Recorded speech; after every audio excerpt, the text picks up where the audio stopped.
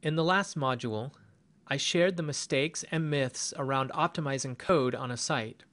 When it comes to the user visibly seeing the site's optimization, there seems to be an abundance of false notions floating around. A common trick that many people used in the past was to stuff keywords into the website's navigation. Doing this tactic allowed for important keywords to appear on every page of the website and told the bots that the website was about a particular set of keywords. Here is a screenshot I took from a car insurance website. You can see from their navigation 3 keywords that they are specifically going after.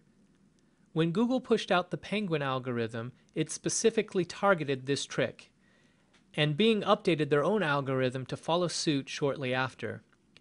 Incidentally, this website doesn't rank anywhere in either search engine for any of these keywords.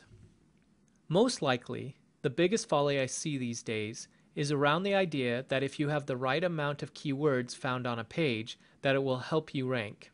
The buzzword for this philosophy is keyword density. Over the years, some bloggers have stated that anywhere from 3% to 7% of a site's content should focus on a main keyword. This type of advice caused for a plethora of tools to be created that analyze keyword density in depth. We will talk about how to utilize your keywords properly in your content, but here's Matt Cutts, the director of Google's web spam team, talking in depth about how there is no way to have a universal keyword density rule in an algorithm. Most advanced SEOers today agree with this notion. Another common but spammy SEO trick is to add an excessive amount of pages to a website. Excessive is defined as adding pages upon pages of content that are low quality. In the past, this actually helped SEOers rank on a multitude of long-tail keywords. Often, these types of sites will take an original article and with automated software change out words in the article and replace them with a synonym of that word. This practice was called article spinning and would generate thousands of supposedly unique pages of content. When Google did the Panda algorithm update, it directly targeted spun content and duplicate content. It took care of the lion's share of the problem. However, Bing still doesn't penalize this tactic, so you will still see sites creating worthless content. As I work with clients, the question I will occasionally get is around how little content can be pushed out. Several years ago, I ran a blogging company, and there were several studies that showed that the search engines had a hard time determining the nature of a page if it had less than 200 words on the page. I often shared that a page needed to have at least 250 words just to be on the safe side. With the popularity of funny images and videos being shared across social networks made it important for search engines to evolve. Now, I've seen a single picture with just a title rank on difficult keywords. One important aspect about SEO is understanding that each domain and page are judged on the authority it holds with search engines.